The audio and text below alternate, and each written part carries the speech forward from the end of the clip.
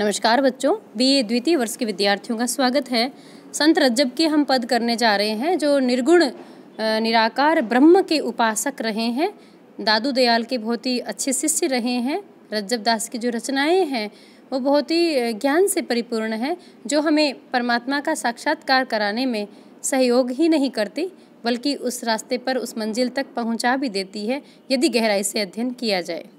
इसमें पहले पद में रज्जब दास जी अपने अनुभव की बात को समझाते हुए परमात्मा का जो स्वरूप है कि कैसा है वो परमात्मा, जिसको हम ईश्वर, जिसको हम गॉड, अल्लाह अलग अलग नामों से पुकारते हैं, आखिर वो जो परम शक्ति है, जो परम सत्ता है वो कैसी है, उसका क्या रूप रंग आकार, उसकी सत्ता है कैसी, ये बताने का प्रयास किया है। और इस पद में कह रहे हैं अवधू जो है अवधूतों को कहते हैं बच्चों, और अवधूत का अर्थ होता है सन्यासी या विरक्त, जिसको संसार में कोई आसक्ति ना हो उसको हम विरक्त कहते हैं, जो संन्यास ले चुका है। इसलिए यहाँ अवधूत शब्द जो है संबोधन के रूप में दिया है कि अवधू अकल अनूप अकेला, जो परमात्मा है, अकल का मतलब है निराकार, उसका अपना कोई आकार नहीं है।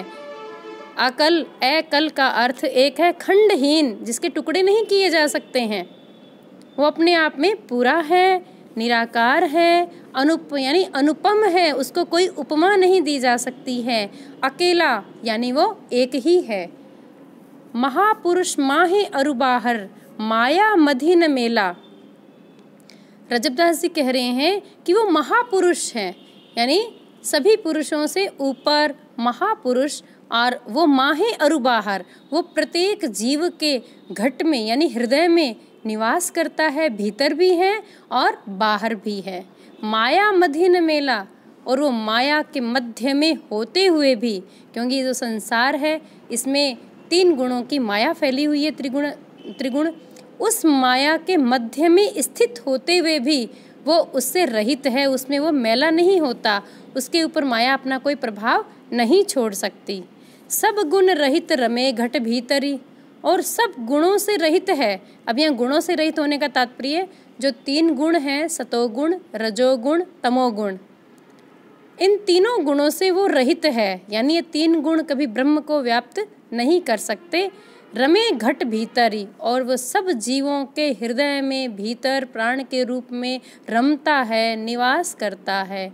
नादविंद में न्यारा, नादविंद ते न्यारा से तात्पर्य है कि जितनी भी जो अलग अलग जो आवाज़ें हैं, नाद माने ध्वनि, किसी प्रकार की जो आवाज़ होती है हम उसे नाद कहते हैं। बिंदु, नाद और बिंदु को मिलाकर यानी स्वर की गूंज, किसी भी प्रकार की आवाज़ या स्वर की गूंज से वो बिल्कुल अलग है।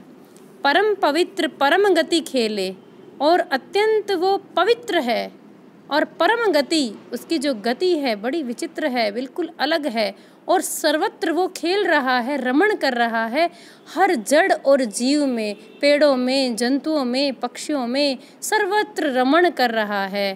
पूर्ण ब्रह्म प्यारा, और सर्वत्र रमण करने के बावजूद भी बच्चों उसके कोई टुकड़े नहीं हैं, वो पूर्ण है जो ब्रह्म है, और वो सबका प्यारा है और सबको प्यार करने वाला है, सबको चाहता है, क्योंकि सृष्टि उसी की बनाई हुई है।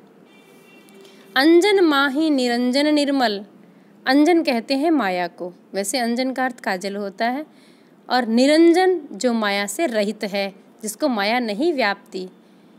अंजन माही निरंजन निर्मल, इस माया के मध्य रहते हुए भी वो माया से रहित है, निर्मल है, उसमें किसी भी प्रकार का कोई मल या गंदगी नहीं है। गुणातीत गुण माही, और वो गुणों से परे है, गुणों से अतीत है, वो अतीत माने परे। 3 गुण जो मैंने बताए, सतोगुण, रजोगुण, तमोगुण, राजसिक, तामसिक और सात्विक वृत्तियों से ये 3 गुण बने हुए हैं। सात्विक गुणों से युक्त जो पुरुष होते हैं, व्यक्ति होते हैं, उनमें सतोगुण की प्रधानता रहती है, और सात्विक प्रवृत्तियाँ रहती है उसमें, और तमोगुण वाले में भयंकर क्रोध रहता है, अभिमान रहता है, अहंकार रहता है। रजोगुण वाले में भोग प्रवृत्ति रहती है, राजसिक वृत्ति होती है उसकी।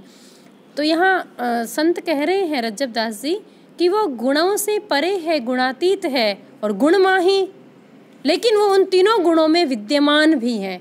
देखिए कितने आश्चर्य की बात है, यहाँ विरोधाभास अलंकार हमें नजर आता है, लेकिन बच्चों यहाँ केवल विरोध का आभास है, विरोध है नहीं। वो उन तीनों गुणों में भी परमात्मा स्वयं उपस्थित है, लेकिन फिर भी वो गुणों से परे है। सदा समीप सकल विधि समरथ, और वो सदैव हमारे हृदय के समीप है, बिल्कुल निकट है, वो हमसे दूर नहीं है।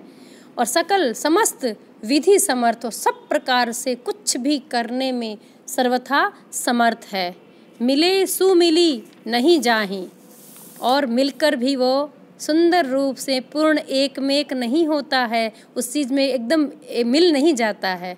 मिला हुआ है, मिलकर भी वो पूर्णतया मिलता नहीं है, यानी उसके अंदर घुलता नहीं है, उसका अपना एक अस्तित्व है।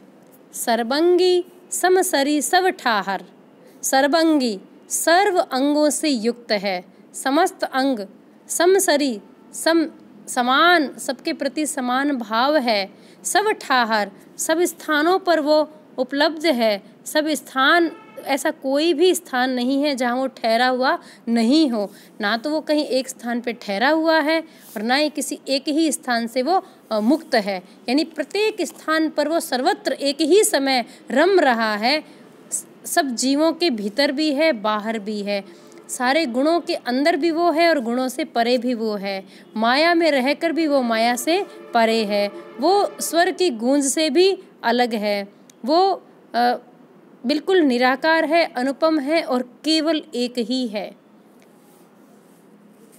काहू लिपित न होई, देखिए वो समस्त अंगों के साथ सर्वत्र समस्त स्थानों पर रहते हुए भी, समान रूप से सबके हृदय में विराजमान होते हुए भी कहीं ठहरता नहीं है और लिप्त न होता, और उसके काहू लिपित न होई, कहीं पर भी वो लिप्त नहीं होता है। जन रज्जब जगपति की लीला, रज्जब दास जी कहते हैं कि जो जग के पति हैं, जो इस संसार के स्वामी हैं, मालिक हैं, इसकी रचना करने वाले हैं, उसकी जो लीला है, उनके जो कार्य हैं, बूझे विरला कोई, बिरला माने कोई कोई, बड़ी मुश्किल से कोई व्यक्ति, कि बूझना माने जानना, उस भगवान की लीला को, इस संसार के स्वामी की लीला को कोई कोई व्यक्ति ही जान सकता है, कोई बिरला व्यक्ति ही जान सकता है, कोई बहुत बड़ा सन्यासी ही जान सकता है, कोई बहुत बड़ा ज्ञानी ही जान सकता है, या कोई बहुत बड़ा प्रेमी या भक्त ही जान सकता है, लेकिन प्रत्येक व्यक्ति इस लीला को नहीं समझ सकते। जैसे बच्चों, एक बार के लिए तो पूरा पद पढ़ने के बाद में हमें भी समझ में नहीं आता है, लेकिन यदि हम महसूस करें तो एक छोटा सा मैं उदाहरण आपको दे सकती हूँ कि जैसे वायु बनाई है उस भगवान ने, उसी का बनाया हुआ है, सूर्य बनाया हुआ है, तो आप थोड़ा सा उदाहरण ले लें कि जैसे वायु है, तो वायु समस्त स्थान पर है, हमारा जो बैग है उसमें भी है, हमारा जो घर है, कमरा है, मकान है, सब वहाँ पर भी उपलब्ध है, गलियों में भी है, भारत देश में भी है, अमेरिका में भी है, आकाश में भी है, सर्वत्र वो वायु उपस्थित है। अब वो उपस्थित है तो कोई टुकड़ों में तो उपस्थित नहीं है ना, पूरा का पूरा है। और जो हम श्वास भरते हैं उस वायु में, तो पूरा का पूरा ही श्वास भरते हैं, उस पूरे में से पूरा भरते हैं और पूरा ही निकालते हैं। तो ये नहीं कह सकते ये वायु का यहाँ एक टुकड़ा है, यहाँ वायु नहीं है, या ये कहें कि वायु यहीं पर ही है और कहीं नहीं है। ऐसे ही वो सर्व समस्त स्थानों पर होते हुए भी कहीं ठहरा हुआ नहीं है, सब स्थानों पर एक ही समय में एक ही साथ उपलब्ध है, और वो कुछ भी करने में सर्वथा समर्थ है।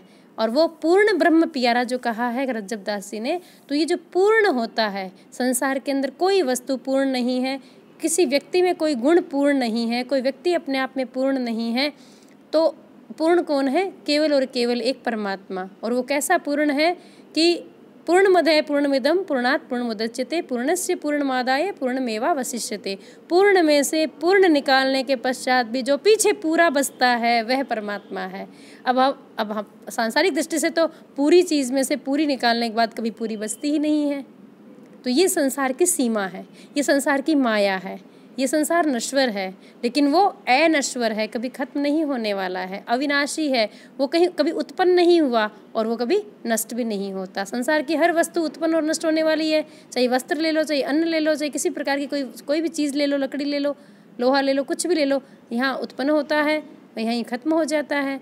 ऐसे ही समुद्र में आप उदाहरण लेते हैं तो बच्चों, समुद्र जो पूरा है अपने आप में, उस पूरे समुद्र में से जब हम एक मटकी भर के निकालते हैं, एक बाल्टी निकालते हैं, एक मग निकालते हैं, एक गिलास निकालते हैं, एक लोटा निकालते हैं भर के, तो वो पूरे में से पूरा निकाला फिर भी पीछे पूरा है, क्या समुद्र में कमी पड़ती है? नहीं ना। तो ऐसे ही बाल्टी भरी है वो भी अपने आप में पूरी है, मटका भरा है वो भी पूरा है, पूरे में से पूरा निकालने के पश्चात पीछे भी जो पूरा है वो पूर्ण ब्रह्म है। तो यहाँ परमात्मा का जो स्वरूप है, निर्गुण निराकार जो स्वरूप है परमात्मा का, उसके बारे में बताया है रज्जब दास जी ने। बहुत ही दिव्य स्थिति है और इसमें जो भक्ति भावना है प्रमुख रूप से इस पद में, और अंत्यानुप्रास अलंकार इसमें हमें नज़र आ ही रहा है, विरोधाभास अलंकार भी है, और इसमें रज्जब दास जी ने हमें बताने की कोशिश की है कि वो परमात्मा कैसा है। आज इतना ही, धन्यवाद।